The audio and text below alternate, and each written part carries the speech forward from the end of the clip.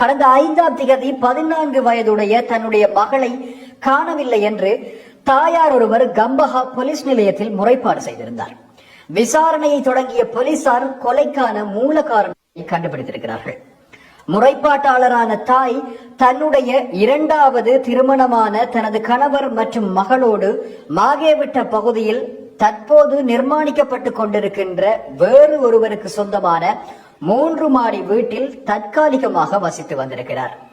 கடந்த 2ஆம் திகதியன்று கணவனும் மகளும் வீட்டில் இருந்த போது காலையில் வேலைக்கு சென்றுவிட்டு இரவு வீடு திரும்பிய குறித்த தாயார் தன்னுடைய மகள் வீட்டில் இல்லாததை அவதானித்துவிட்டு மகள் குறித்து கணவரிடம் விசாரித்திருக்கிறார். நண்பரின் குடும்ப உறுப்பினர்களோடு மகள் சுற்றுலா சென்றிருப்பதாகவும் மறுநாள் வருவார் எனவும் மனைவியிடம் கணவர் தெரிவித்திருக்கிறார்.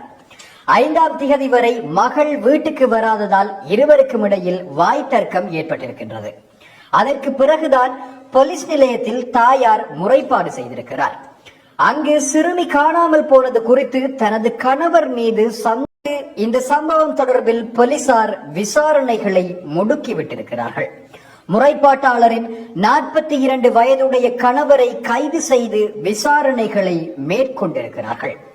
அதற்கு பிறகுதான் உண்மை வெளிவர ஆரம்பித்தது.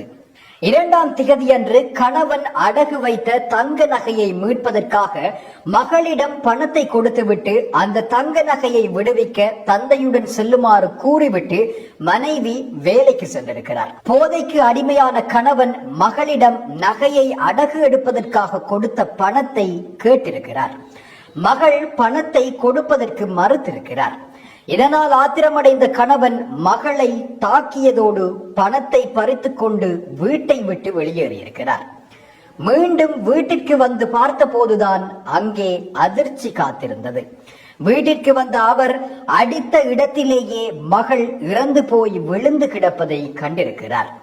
செய்வதறியாது தடுமாறிய குறித்த நபர் சிறுமியின் சடலத்தை பைக்குள் போட்டு மூடி கட்டுமான பணிகளுக்கு மத்தியில் உள்ள வீட்டின் கழிப்பறை குழியில் வீசியிருக்கிறார்.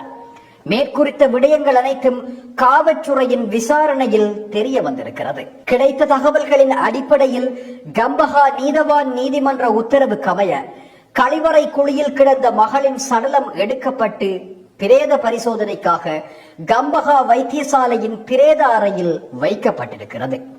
கைது செய்யப்பட்ட சந்தேக நபர் நேற்று கம்பஹா நீதவான் நீதிமன்றில் ஆஜர்படுத்தப்பட்டதன் பின்னர் 16ஆம் திகதி வரை விளக்கமறியலில் வைக்கப்பட்டிருக்கிறார். போதைக்கு அடிமையான வளர்ப்பு தந்தையால் சிறுமிக்கு நிகழ்ந்த அநியாயம் அப்பகுதியை உலுக்கி போட்டிருக்கிறது.